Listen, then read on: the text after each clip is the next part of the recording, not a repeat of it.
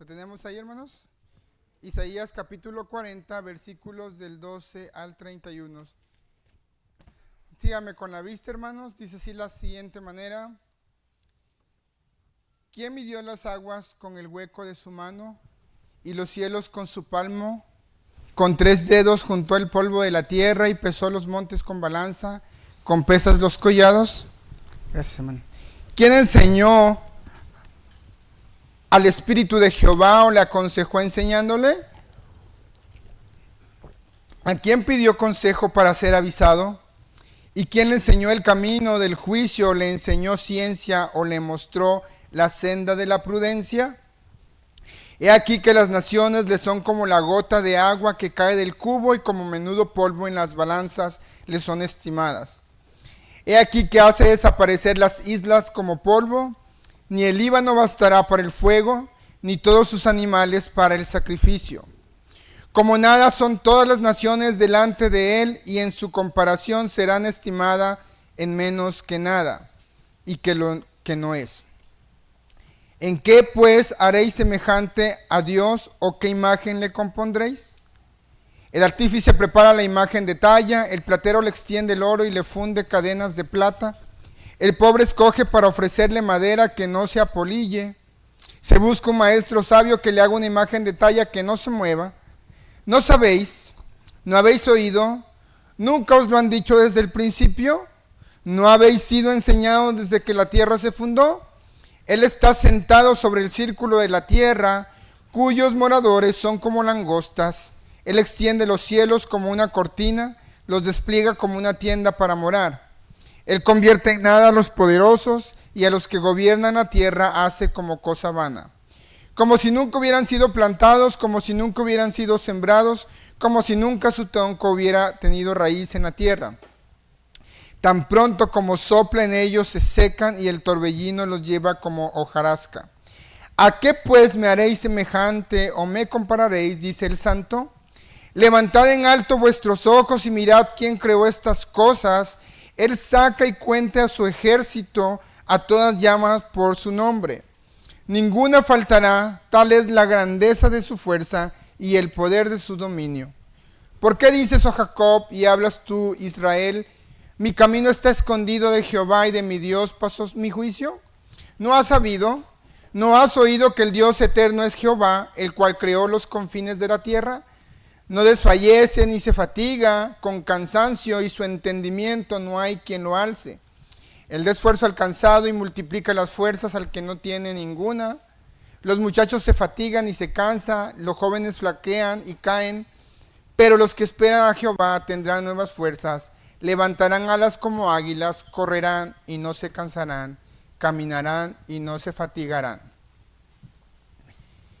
El profeta Isaías, hermanos, se desenvuelve en una época fea del pueblo de Israel, en una época turbulenta, en una época donde el pueblo de Israel había decidido darle la espalda a Dios e ir en pos de dioses ajenos. Hicieron mucho, todos los reyes que estuvieron en esa época hicieron lo malo delante de los ojos de Dios y seducieron al pueblo y arrastraron al pueblo a la prevaricación, a la idolatría. A raíz de esto, hermanos, el Señor en su decreto había decidido castigar al pueblo de Israel.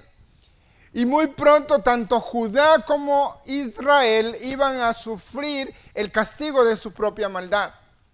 Después de Salomón, hermanos, el reino de Israel se dividió en dos. El reino del sur, que tenía Samaria como capital, Israel, y el reino el reino del norte era el que tenía Samaria como capital y se quedó con el nombre de Israel, y el reino del sur era Judá, que tenía Jerusalén como su capital. El reino de Israel, hermanos, cayó a manos del rey de Asiria, hermanos, alrededor del 722 a.C. y fueron llevados cautivos con ese rey. Tiempo después, hermanos, se lleva a cabo la caída de Jerusalén. El reino del sur es atacado por Nabucodonosor y 4 años después del ataque la ciudad queda totalmente destruida. incluido el templo de Jerusalén. Fue molido gran parte del templo y todos los judíos fueron llevados exiliados a Babilonia. Esto usted lo puede encontrar, la caída del reino del norte lo puede encontrar en Segunda de Reyes 17 del 1 al 12 y la caída del reino del sur en Segunda de Reyes 25 del 1 al 17. Entre los exiliados a Babilonia, hermanos, después de la destrucción del templo, sobresalen personajes importantes en la Biblia. Entre esos exiliados van el profeta Daniel, Sadrach, Mesac y Abednego, o mejor conocido también como Ananías, Misael y Azarías. Eso lo podemos encontrar en Daniel, capítulo 1, versículos del 1 al 7. Y ahí Daniel comenta por qué ellos están ahí. Pero todo este juicio, hermanos, fue provocado por Israel debido a su infidelidad, su idolatría y al negar al incomparable Dios de Israel. Se arrodillaron ante imágenes de talla que no pueden ver, no pueden oír ni caminar. Y 70 años le costó a Israel pagar su rebeldía. 70 años lejos de Israel, 70 años exiliados en Babilonia. Y ellos se lamentaban por lo que pasaba. Hay un salmo, no recuerdo ahorita el número del salmo, pero dice que junto a los ríos de Babilonia recordaba yo cuando cantábamos canciones en Sión. Era un canto de lamento porque Israel había caído a mano de sus enemigos. Pero posterior al cautiverio, hermanos, el Señor Jehová o Yahvé había prometido restaurar a Sión, perdonar su pecado y le permite al pueblo de Israel que regrese a sus tierras, reedifiquen la ciudad, reedifiquen el templo de Israel, y eso lo podemos ver en los libros de Nehemías y de Esdras, cuando ellos reedifican la ciudad de Jerusalén. Y en este contexto, hermanos, del regreso exílico de Babilonia, es que el profeta Isaías escribe el capítulo 40.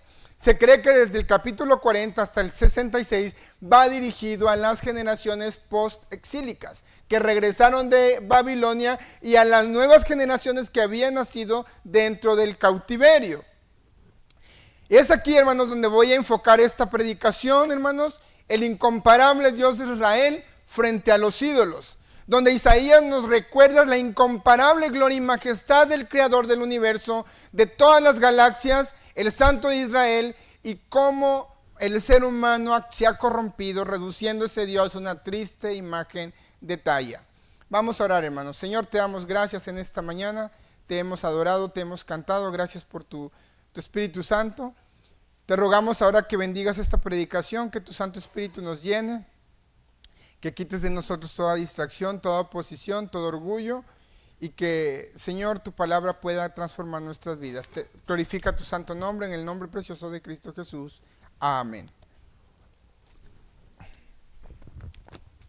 Si leemos el Salmo 40, hermanos, el capítulo 40 de Isaías, podemos ver que el profeta Isaías inicia con una promesa y una palabra de consuelo. Les anuncia, hermanos, al pueblo de Israel que se ha terminado el tiempo de su cautiverio y que Dios ha perdonado sus pecados. Voy a leer el 40 ahí en el versículo 1, dice Isaías: consolaos, consolaos, pueblo mío, dice vuestro Dios. Hablad al corazón de Jerusalén, decidle a voces que su tiempo es ya cumplido, que su pecado es perdonado, que doble recibido de la mano de Jehová por todos sus pecados. Aquí el Señor le está anunciando a Israel que ya se había terminado su cautiverio, que Dios los iba a consolar y que ya los había perdonado, que era tiempo de regresar a casa. Sin embargo, hermanos, lo que llama la atención de este contexto es que Isaías no solamente hablaba del cautiverio inmediato que ellos tenían en Babilonia, tampoco hablaba de un perdón de pecados inmediato. O sea, si era inmediato porque ya Dios los había perdonado y les permitió regresar. Pero el profeta Isaías aquí estaba haciendo una profecía mesiánica. Versículo 3. Voz que clama en el desierto, preparad camino a Jehová, enderezad calzada en la soledad a nuestro Dios. Todo valle sea alzado y bájese todo monte y collado, lo torcido se enderece y lo áspero se allane. Y se manifestará la gloria de Jehová y toda carne juntamente le verá, porque la boca de Jehová ha hablado. Voz que decía da voces, y yo respondí que tengo que decir a voces, que toda carne es hierba y toda su gloria como flor del campo. La hierba se seca y la flor se marchita porque el viento de Jehová sopló en ella. Ciertamente como hierba es el pueblo, secase la hierba y marchitase la flor, mas la palabra del Dios nuestro permanece para siempre. Súbete sobre un monte alto, anunciadora de Sión, levanta fuertemente tu voz, anunciadora de Jerusalén, levántala, no temas, di a las ciudades de Judá, ved aquí al Dios vuestro. He aquí que Jehová el Señor vendrá con poder y su brazo señoreará. He aquí que su recompensa viene con él y su paga delante de su rostro. Como pastor apacentará su rebaño, en sus brazos llevará los corderos y en su seno los llevará, pastoreará suavemente a las recién paridas. El profeta Isaías está diciendo a la Judá que había llegado el tiempo de su liberación, pero más allá del cautiverio estaba hablando de la liberación espiritual que Dios iba a efectuar mediante su Hijo Jesucristo, el Mesías. Cuando dice voz que clama en el desierto, está anunciando el nacimiento de Juan el Bautista. Juan el Bautista sería el profeta que vendría a preparar el camino del Señor y a disponer los corazones de Israel para la llegada del Mesías. Y es lo que el profeta Isaías está clamando aquí en esta primera parte del capítulo 40. Habla de la redención, se hace el anuncio del mensajero de Jehová que prepararía el camino de Jehová, y esto se prolonga hasta el 11, terminando que él vendría con su brazo. Muchas veces esta se me olvidó la palabra, pero tiene que ver con antropomorfismo, sí, cuando le ponemos partes humanas a Dios. Algunos dicen que cuando dice que vendrá con su brazo se refiere a Cristo, por cuanto Cristo es la diestra o está a la diestra del Padre. Pero aquí dice que el Señor apacentaría como pastor. Si nos vamos a Juan 10:11, Jesús se autoproclama como el buen pastor. Yo soy el buen pastor y el buen pastor da su vida por las ovejas.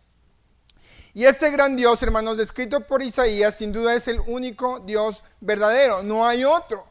No hay otro Dios como el Dios de Israel, el gran yo soy, hermanos, que es lento para la ira, es grande en misericordia. Y a pesar de que Israel cometió prevaricación, a pesar de que Israel apostató, aún así Dios los perdonó, le regresó a sus tierras y todavía le promete un redentor para tiempos posteriores, hermanos.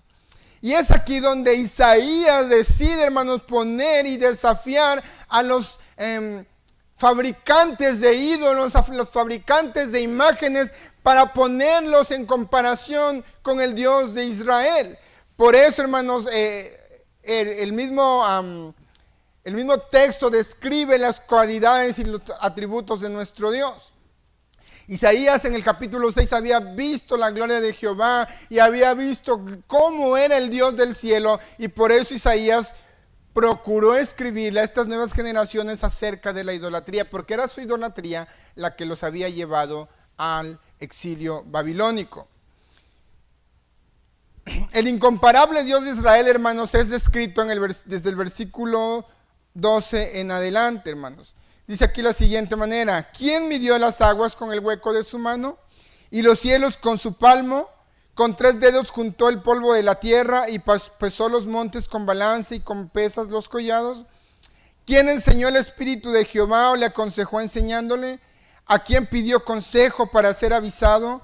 ¿Quién le enseñó el camino del juicio o le enseñó ciencia o le mostró la senda de la prudencia? Aquí, hermanos, Israel está resaltando el poderío y la majestuosidad de nuestro Dios. Uno de los atributos que Dios tiene, hermanos, es que Dios es independiente, es decir, Él no está sujeto a nada ni a nadie. Él no rinde cuentas a nadie ni va y pregunta para tomar decisiones, como muchos de nosotros muchas veces lo hacemos. Hermano, ¿usted qué opina de esto? Mire, quiero emprender un negocio, ¿qué consejo me podría dar? Dios no actúa así. Por eso el profeta Isaías dijo: ¿a quién Dios le pidió el consejo? ¿Quién le enseñó al Espíritu de Jehová? Absolutamente nadie, hermanos, porque Él es un Dios soberano. La soberanía de Dios, hermanos, se ve en toda la creación. Dice el apóstol Pablo que Dios hace lo que quiere, como quiere, cuando quiere. En su eterna voluntad, Él ha decidido que usted y yo fuéramos salvos y nos eligió para salvación. pero también en su decreto eterno, hermanos, ha fijado el día en que juzgará a todas las naciones, incluyéndonos nosotros, con la diferencia que nosotros, la justicia de Cristo, nuestra corrupción le fue imputada en la justicia de Cristo. El Dios que describe aquí Isaías lo describe como un único Dios, el Shaddai, que se revela en los primeros 5 libros de la Biblia, es decir, el Todopoderoso, infinito en poder y majestad. Dios no tiene que rendirle cuentas a nadie. A Él nadie lo puede cuestionar. Nadie le puede decir por qué hiciste eso, por qué hiciste lo otro. Aunque en la Biblia, hermanos, hay muchos ejemplos donde sí cuestionan a Dios. Lo cuestionan no en el sentido de pedirle cuentas, sino de poder entender la voluntad de Dios. Habacuc es uno de los que cuestionan a Dios: ¿hasta cuándo, Señor, me permitirás ver tanta corrupción en la tierra? ¿Hasta cuándo me permitirás ver cómo el fuerte abusa del débil? Y ese es un cuestionamiento no para rendirle cuenta de: Señor, ¿por qué estás permitiendo esto si eres tan bueno? Sino: Señor, apiádate de este miserable pecador. Prácticamente es lo que Habacuc estaba diciendo. Y continúa Isaías describiendo cómo es la majestad de Dios y cómo no se le puede comparar a Dios con una imagen, con una triste imagen de yeso, de piedra o de papel.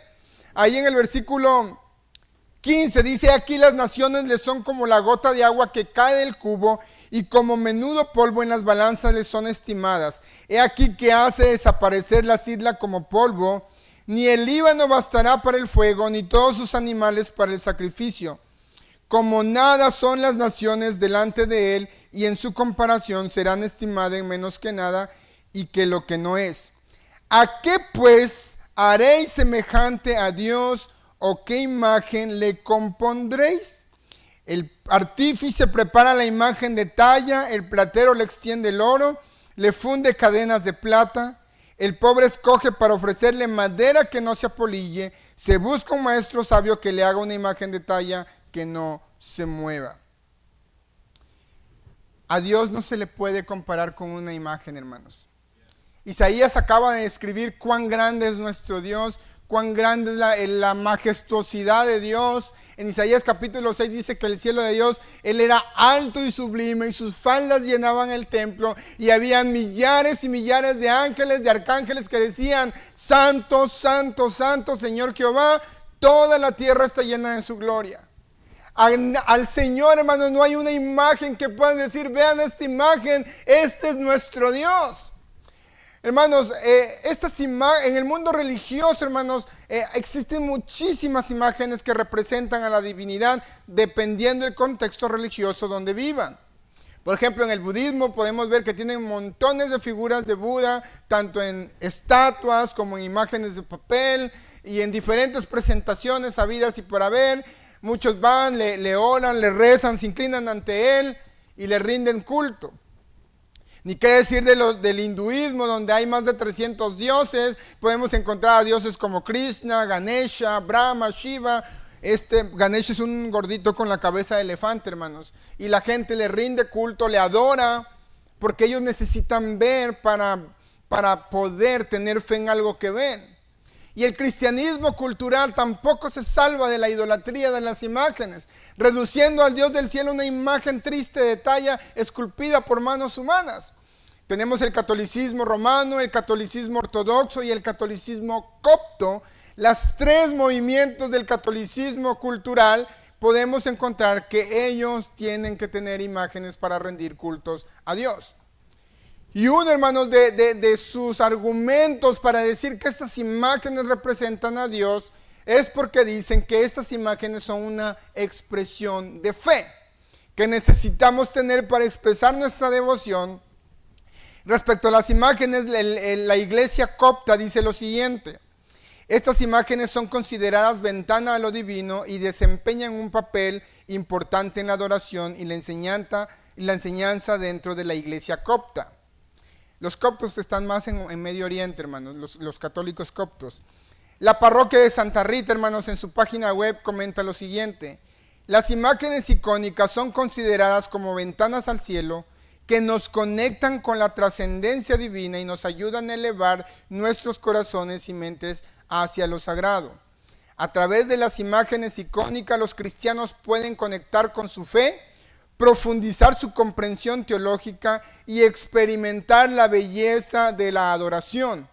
La iconografía es una expresión artística y espiritual que sigue siendo relevante en la actualidad, invitándonos a contemplar y meditar sobre la riqueza de la fe cristiana en un nivel visual y profundo. La iglesia, hermanos, enseña que estas imágenes son importantes para el culto porque son manera de tener una visión de lo celestial. O sea, no es suficiente con lo que la Biblia describe, necesito esculpirlo en una imagen para yo poder rendirle adoración a esa imagen. La Iglesia Católica Romana enseña que estas imágenes son representaciones de Dios, que en sí no es la imagen en sí lo que está ahí, sino lo que representa. Pero ¿qué dice Dios en su palabra acerca de estas imágenes que representen a Dios? Vamos a suponer que yo no sé cómo es el Señor Jehová, porque la Biblia dice que no hay hombre que vea a Dios y viva, y a Dios no le ha visto nadie jamás, pero su Hijo, el unigénito de Dios, lo ha dado a conocer. Entonces, teniendo en cuenta que yo creo que Jesucristo es Dios, entonces voy a hacer una imagen de Cristo, ponerla en el altar y arrodillarme ante esa imagen. Al cabo, esa imagen representa a Dios. ¿Será correcto eso, hermanos? A la luz de las Escrituras, veamos lo que dice. Versículo 18 al 20. ¿A qué pues haréis semejante a Dios? ¿Qué imagen le compondréis? El artífice prepara la imagen de la talla, el platero le extiende el oro y le funde cadenas de plata. El pobre escoge para ofrecerle madera que no se apolille. Se busca un maestro sabio que le haga una imagen de talla que no se mueva. Y eso es una gran realidad, hermanos. Todos los que venimos de la idolatría tradicional sabemos que si usted tiene una imagen en su casa y la pone en una esquina, pasarán 200 años y esa imagen ahí va a estar. Nunca se va a mover. Porque las imágenes son representaciones humanas de papel, de yeso, de cartón, de madera, que dice el Salmo 115 que no ven, no oyen, no escuchan, no pueden caminar, no pueden hablar con su garganta. Pero me gusta más cómo lo traduce la traducción en el lenguaje actual. Ese mismo versículo, capítulos 18 al 20, dice en la traducción lenguaje actual: a Dios no podemos compararlo con nada ni con nadie. No puede ser representado con ninguna imagen. Los escultores fabrican estatuas, los joyeros la recubren de oro y le ponen cadenitas de plata. Los que no tienen dinero buscan un palo que no se pudra y se lo llevan a un artesano, pero por más hábil que sea, hace un ídolo que ni pararse puede. Pero a Dios no podemos compararlo con ninguna de esas imágenes. Imagínense, hermanos, que Isaías acababa de hablar que Dios es alto, que Dios es sublime, que Él tiene a las naciones como nada, que Él está sentado en el círculo de la tierra, pero yo vengo bajo a Dios del cielo y lo reduzco a una triste imagen de talla. Ahí quedó Dios. ¿Será eso posible? No, hermanos. Dios en su palabra prohíbe tajantemente hacer imágenes que representen a Él, porque el incomparable Dios de Israel no puede ser representado con una triste y corrupta imagen de talla, hermanos. Primera de Reyes, capítulo 8, 27, en la Nueva Traducción Viviente dice: ¿es realmente posible que Dios habite en la tierra? Ni siquiera los cielos más altos pueden contenerte, mucho menos este templo que he construido. Imagínense, hermanos, el rey Salomón, cuando edifica el templo, dice: ni siquiera los cielos pueden contenerte, pues cuanto más esta triste casa que te acabo de construir. Y hablando que la casa de Israel, el templo de Jerusalén, era un megatemplo, hermano. Yo creo que era prácticamente toda una colonia completa, si no es que más grande. Era muy, muy grande el templo de Israel. Ahora, si el templo no podía contener la gloria de Dios, si el cielo no puede contener la gloria de Dios, ¿quién nos ha hecho creer que ese Dios del cielo puede ser representado con una triste y absurda imagen? De ninguna manera, hermanos. Por eso el Señor castigó al pueblo de Israel por intentar hacer imágenes que lo representaran a Él. ¿Se acuerda del becerro de oro, hermanos? Muchos creen que Dios castigó a Israel porque hizo un becerro de oro que era un animal y representaba a un Dios falso, pero eso no es correcto. El becerro de oro, hermanos, no era en sí un Dios falso en el sentido que Israel sustituyera a Jehová por el becerro de oro, sino que ellos hicieron un becerro de oro que representara a Jehová. Para que vea que no estoy diciendo mentira, vámonos a Éxodo 32, hermanos, capítulo 32, Éxodo 32.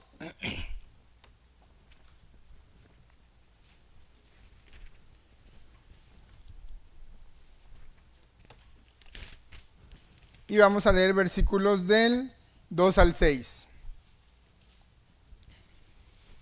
Dice lo siguiente: y Aarón les dijo: apartad los zarcillos de oro que están en las orejas de vuestras mujeres, de vuestros hijos y de vuestras hijas, y traédmelos. Entonces todo el pueblo apartó los zarcillos de oro que tenía en sus orejas y los trajeron a Aarón. Y él los tomó en las manos de ellos y los dio forma con buril, e hizo de ello un becerro de fundición. Entonces dijeron: Israel, estos son tus dioses que te sacaron de la tierra de Egipto. Y viendo Aarón esto, edificó un altar delante del becerro y pregonó Aarón y dijo: mañana será fiesta para Jehová. Y al día siguiente madrugaron y ofrecieron holocaustos y presentaron ofrendas de paz, y se sentó el pueblo a comer y a beber, y se levantó a regocijarse. ¿A quién representaba el becerro de oro, hermanos?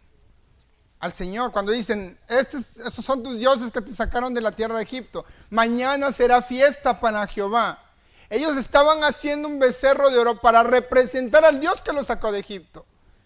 Por eso Dios se encolerizó, porque reducieron al Dios todopoderoso que abrió el mar rojo, que mató a los egipcios con sus plagas, a un triste becerro de oro. Y aunque no lo representara, Dios tiene tajantemente prohibido que se usen imágenes para representar a cualquier cosa en la tierra. Dice Éxodo 20: no haréis imágenes que están en el cielo, en la tierra y aún debajo de la tierra. No te inclinarás ante ellas, ni le rendirás culto. O no las adorarás, como dice la Reina Valera. La traducción de los testigos de Jehová, este es el único versículo que me busca, porque dice: porque Dios exige devoción exclusiva. Dios es exclusivo, hermanos. Dios es un Dios celoso que no permite que se le adore a ningún otro Dios, porque no existe otro Dios fuera de él, dice el profeta Isaías. Y Dios le prohibió a Moisés a raíz de esto hacer imágenes que lo representaran, porque precisamente Dios detesta y aborrece la idolatría, y no importa si la gente dice: es que esta imagen representa a Diosito, el Sagrado Corazón de Jesús, el Santo Niño de Atocha, el no sé qué. No, hermanos, vayamos a Deuteronomio 15, 19, y es aquí donde Dios pone límites sobre el usar imágenes que intenten representar la gloria de Dios. Deuteronomio 4, 15 al 19, hermanos.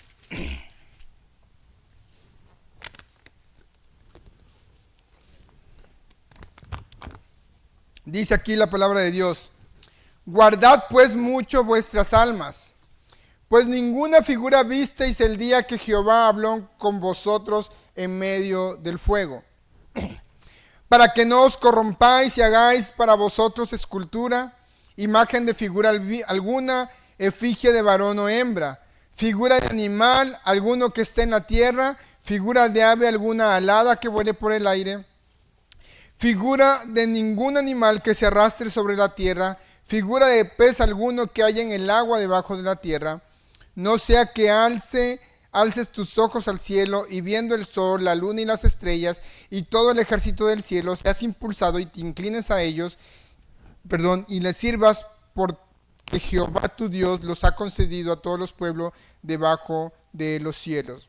Versículo 15, el Señor es tajante: ninguna figura viste el día que Jehová habló con ustedes en medio del fuego. Cuando Dios se le presenta en la zarza ardiente, hermanos, Moisés no vio figura alguna de hombre, escuchaba una voz y veía una zarza ardiendo, hermanos, pero la zarza no se consumía. Y una voz en medio del fuego le habló, pero no había imagen alguna. Por eso dice: ninguna figura escucharon. Cuando yo hablé en el fuego, ustedes no vieron figura ni de hombre, ni de mujer, ni de animal alguno, ni de cuadrúpedo, ni ningún reptil. Porque Dios, hermanos, no se le puede comparar como ninguna imagen, hermanos. Él es incomparable, no hay nada que lo pueda representar. El único, y ahorita vamos a ver cuál es la imagen verdadera que representa a Dios. Dios es tajante con Moisés: no hagas imágenes mías que me representen. Jamás viste figura alguna, no te inclines ante ella. Pero imagínense, hermanos, que Moisés allá fuera latinoamericano, mexicano vamos a poner.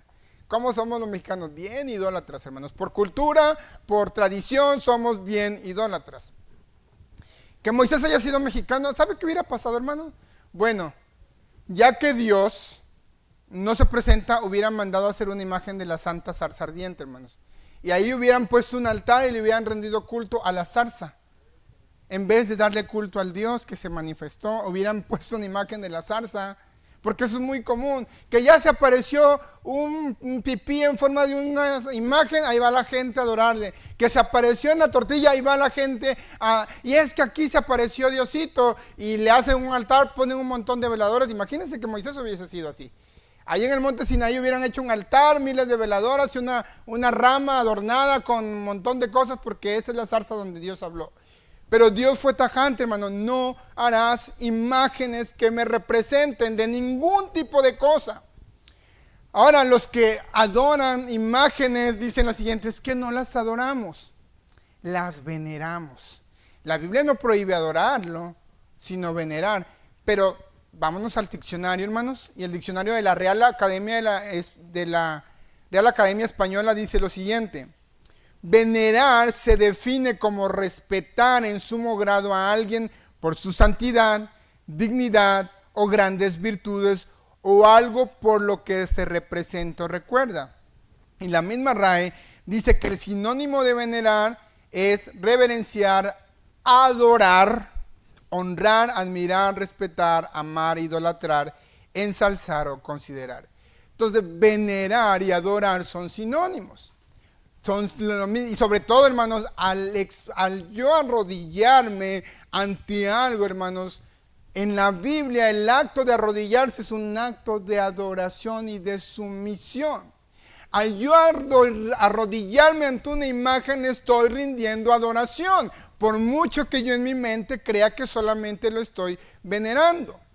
Cuando vemos en Apocalipsis, hermanos, que el ángel se presenta ante Juan intenta venerar o adorar al ángel. Dice la escritura que cuando él le vio, se inclinó delante de él para adorarle. Proskuneo, es la palabra griega. Pero el ángel lo paró en seco y le dijo, hey, no, yo soy un siervo igual que tú, adora a Dios. Y 2 veces Juan intentó hacer lo mismo con un ángel, y las 2 veces el ángel lo paró en seco y dijo, ante mí no te arrodilles, porque el que te tienes que arrodillar es a Dios. Ahora, si vamos en cuestión de figuras sagradas, los ángeles son más santos que María, que Pedro, que Juan y que todos nosotros juntos, porque ellos están guardando el templo, la gloria de Dios, y ante la gloria de Dios no debe de haber nada inmundo. Los ángeles, hermanos, son ministros, que Dios dice ministros en llama de fuego, dice el autor de los Hebreos capítulo 1. Ellos están guardando la gloria de Dios y ellos son santos, no al nivel de la santidad de Dios, pero ellos son santos. Si no, no pudieran estar en la gloria de Dios. Y técnicamente podríamos adorar a los ángeles, porque ellos sí son santos. Nunca han estado perdidos, nunca han sido pecadores. Todos en la tierra que hemos nacido somos pecadores, los ángeles no. Pero sin embargo, ni a los ángeles les es permitido recibir ningún tipo de homenaje, ningún tipo de adoración, ni siquiera de veneración.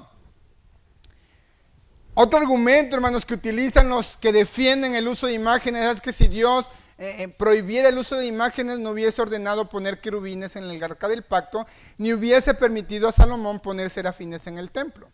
En 1 Reyes 6, 23 y 27 dice que cuando Salomón construye el templo, en el altar pone 2 querubines de 10 codos de alto y de ancho, bien adornados, y las paredes las adornó con figuras de serafines, con palmeras. Y ellos dicen que la iglesia el templo de Jerusalén tenía imágenes. Pero aquí hay una gran diferencia, hermanos, entre las imágenes de los querubines del arca del pacto y del templo de Salomón y las imágenes que las naciones del mundo hoy en día veneran. En primera, los serafines, hermanos, y los querubines que menciona la Biblia eran únicamente un ornato para el templo, es decir, no eran consideradas figuras sagradas, no eran consideradas figuras dignas de veneración o que tuvieran algún tipo de poder místico y que tuvieran que rendirle culto. Era un simple adorno, como tenemos aquí la cruz. ¿Quién de ustedes creen que esta cruz tiene poder ahorita? Para agarrar la cruz y darle con ella. Hermanos, este es un simple ornato. Ningún cristiano en su sano juicio creería que esta cruz es digna de veneración. Jamás vendría yo y me inclinaría ante la cruz y le pediría en la cruz, porque eso sería idolatría. El que murió en la cruz es el único digno de gloria. Ay. Y él ya no está en la cruz, está sentado a la diestra del Padre. La cruz es un simple adorno que nos recuerda probablemente el sacrificio de Cristo, su calvario que sufrió. Vemos la cruz y recordamos lo que costó nuestro pecado y nuestra maldad. Pero ningún cristiano en su sano juicio diría: yo venero la cruz. Y como algunos le hacen entrar en su cruz y se lo ponen en el corazón. Pues eso es idolatría, hermanos. Segundo, hermanos, las figuras de los querubines, como les dije, son seres celestiales de alto rango, pero ellos no pueden recibir adoración. No hay una sola evidencia bíblica que el pueblo de Israel se postrara ante los querubines, le rezaran a los querubines, le pusieran altares en sus casas, veladoras, incienso, ni nada de esas cosas. Eran simple adorno, hermanos. Otro argumento para justificar el uso de imágenes y refutar a los que rechazamos de la idolatría es que no deberíamos de usar billetes ni dinero, porque los billetes traen imágenes. Recuerdo que alguien me dijo eso. La diferencia es que el billete sí sirve para algo, las imágenes religiosas no sirven para nada. Son simple ídolos inertes, hermanos. Y el dinero es necesario. A ver, vaya y usted compre con una imagen 1 litro de aceite, pues no, ¿verdad? Y segundo, hermanos, también dice que ni siquiera deberíamos de tener fotos nuestras o de nuestra mamá, porque no se debe usar imágenes. ¿Quiénes tienen fotos de sus familiares, hermanos? Yo tengo de mi mamá, y a mi mamá murió, ¿verdad? Pero jamás... Por ejemplo, Eli tiene una foto de su papá que también ya está con el Señor, pero creo que ni Eli ni yo, que ya perdimos un ser querido, como nuestros padres, creemos que esa imagen tiene algún poder, o le prendemos una veladora, o nos inclinamos ante lo... Aquí el punto no es la imagen, sino el poder que le dan en las imágenes y el comparar a una imagen con el Dios del cielo, hermanos. Ese es el gran problema. Regresamos al profeta Isaías, hermanos. Y otra vez, el profeta Isaías se burla, hermanos, de los talladores de imágenes, porque dice: a ver, dígame, ¿qué imagen le van a componer al Dios del cielo? ¿Con quién lo van a comparar? Hermanos, el profeta Isaías, hermanos, en el capítulo 44, no lo voy a leer por tiempo, describe cómo es el proceso de la fabricación de un ídolo. Dice el profeta Isaías: viene el herrero, toma la tenaza, parte la madera, le da forma humana, luego viene el pintor, lo pinta, luego viene el artesano, lo decora, dice con un árbol de pino, va y lo corta con la mitad, lo agarra para leña, mete la leña en el horno, cose panes y con el restante de ese madero va y se fabrica un Dios, lo pone y le dice: tú eres mi Dios y sálvame, y se inclina ante él. Dice el profeta Isaías: no, ¿será que no entienden? ¿Será que están cegados y están cerrados de que no pueden razonar y decir: con esta madera yo me calenté y comí y con esta hice un Dios? De cenizas se alimenta su alma, dice el profeta Isaías, cuando habla de los ídolos. El apóstol Pablo, hermanos, que en Hechos capítulo 17, 28 al 30, nos recuerda quién es el Dios de la gloria y que no puede ser reducido a una imagen. Hechos 17, 28 al 30, dice lo siguiente: porque en él vivimos y nos movemos y somos, como algunos de vuestros propios poetas también han dicho, porque linaje suyo somos. Siendo pues linaje de Dios, no debemos pensar que la divinidad sea semejante a oro, o plata, o piedra, escultura de arte y de imaginación de hombres. Pero Dios, habiendo pasado por alto de los tiempos de esta ignorancia, ahora manda a todos los hombres en todo lugar que se arrepientan. Isaías, hermanos, en el capítulo 44 menciona cuán insensato es la idolatría. Y para que Israel no se olvide de que no debería devolverse a los ídolos, porque eso le costó el castigo de Dios, les vuelve a mencionar cuán miserables son los ídolos comparado con la gloria del Señor. No hay imagen, hermanos, que pueda compararse al Dios del cielo, por muy bonito que sea. Ahorita no recuerdo el texto bíblico, pero dice: lo más hermoso de las imágenes, lo más precioso de ellos, para Dios es nada. No sirve para nada. ¿Cómo vamos a comparar a Dios con una imagen, hermanos? Dice el versículo 21, ¿no sabéis? ¿No habéis oído? ¿Nunca os lo han dicho desde el principio? ¿No habéis sido enseñados desde que la tierra se fundó? Él está sentado sobre el círculo de la tierra, cuyos moradores son como langostas. ¿Quién conoce las langostas? Y no habla de las langostas del mar, habla de esos grillitos. Saltamontes, son pequeños. Pues dice a Dios que para Él, la humanidad, son como langostas. Nosotros ante Él somos como langostas. Recuerdan que en la vez que le ponía el ejemplo de las hormiguitas, que nos ponemos en el suelo y ahí andan las hormiguitas y yo me imagino que si ellos pudieran razonar y ver y decir, ¿y este animalote quién será? Porque comparado con las hormigas nosotros somos enormes. Pues Dios, poniendo una analogía para imaginarnos cómo es Dios y nos quedamos cortos. Dios es grande, excelso, majestuoso, todopoderoso. Es Jehová Jireh, Jehová Shalom, el Shaddai, el que era, el que es y el que ha de venir. ¿Cómo yo puedo comparar a un Dios con una imagen de ese tipo, hermano? No hay. Dijera un comercial que salía en la tele del Silka Medic, no hay, no existe. No existe nada que se le compare a nuestro Dios. ¿De dónde salió, pues, hermanos, el uso de imágenes para adorar a Dios? Pues eso es muy viejo, hermanos. Prácticamente casi desde que el hombre pecó, inmediatamente empezó a adorar a Dios a través de la idolatría, de las imágenes. Pero en el cristianismo, ¿cómo fue que surgió? Porque, hermanos, los cristianos, cuando nace el cristianismo, cuando nace la iglesia cristiana en el año 33, la mayoría eran judíos. Bueno, los primeros creyentes fueron judíos. Y los judíos hasta el sol de hoy no utilizan imágenes en su culto. Detestan todo lo que tengan que ver con la idolatría. Lo mismo que los musulmanes, que son hijos de Ismael y los hijos de Isaac. Los musulmanes tampoco veneran imágenes y lo consideran idolatría. Según la página, hermanos, católica, Rezando con Íconos, y a la luz de la historia, el uso de imágenes que representan a Dios no salió ni de los apóstoles ni de los primeros cristianos. Ellos reconocen que no fue hasta partir del siglo II que se empezaron a introducir imágenes cristianas que representaran a lo sagrado y lo divino. Los primeros, el siglo II, hermanos, se comprende a partir del año 101 al 200. Del año 33 al año 100, los primeros cristianos eran judíos, algunos gentiles, pero no hay evidencia que ellos utilizaran imágenes. Segundo, hermanos, cuando se introdujeron las imágenes, se hicieron primeramente con fines meramente educativos. Porque había hermanos que no podían leer o que no entendían bien el evangelio y utilizaban pinturas, como hoy lo hacen con los niños, para que pudiera ser más entendible el evangelio a ellos. Pero conforme los gentiles, hermanos, se iban convirtiendo, traían de ellos arrastrando su idolatría y redimían la idolatría pagana con idolatría cristiana. Haciendo imágenes, hermanos, de Cristo, de María, de los santos, y de ser educativo lo pasaron a ser de adoración. Ya no era educativo, ahora los adoraran.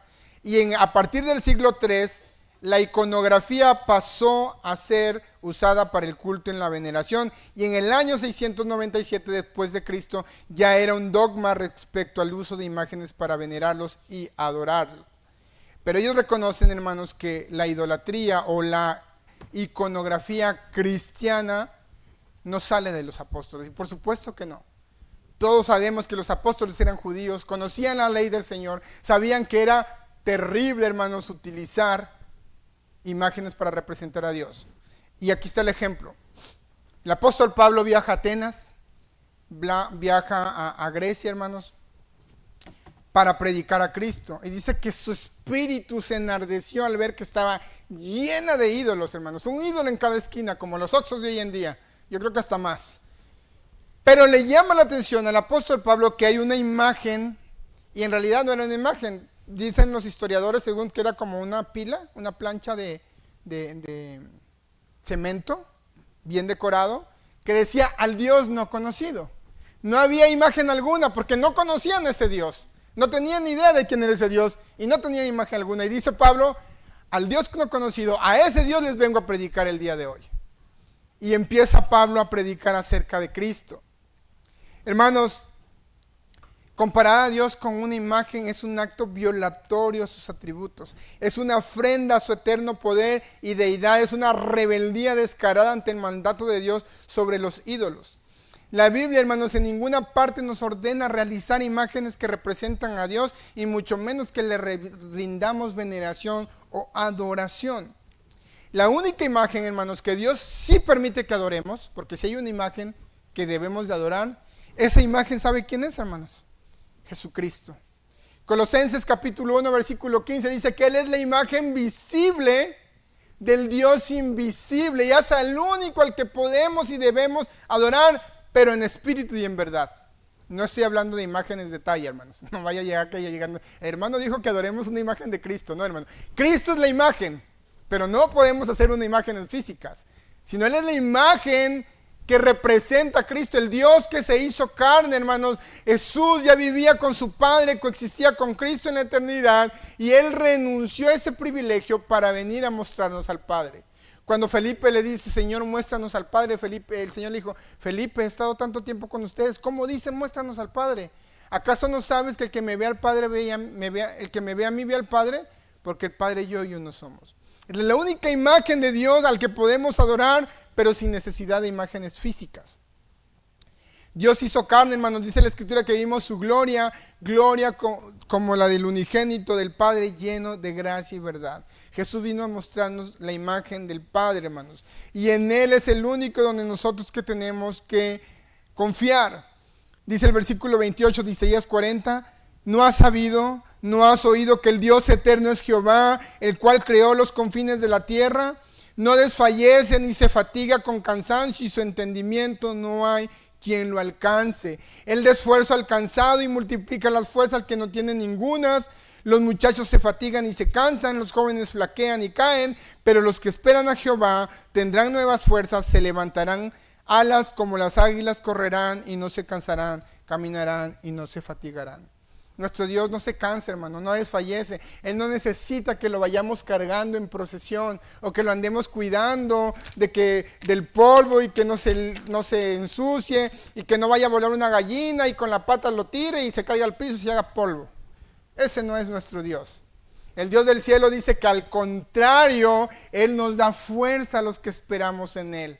Dice, renueva nuestras fuerzas como las águilas, y Él no nos decepciona, hermanos. Dice, los que esperan a Jehová tendrán nuevas fuerzas, correrán y no se fatigarán. Ese es el Dios del cielo, hermanos. El Dios eterno al que dice que ningún hombre puede ver y vivir para contarlo, hermanos. Solamente a través de Cristo podemos verlos.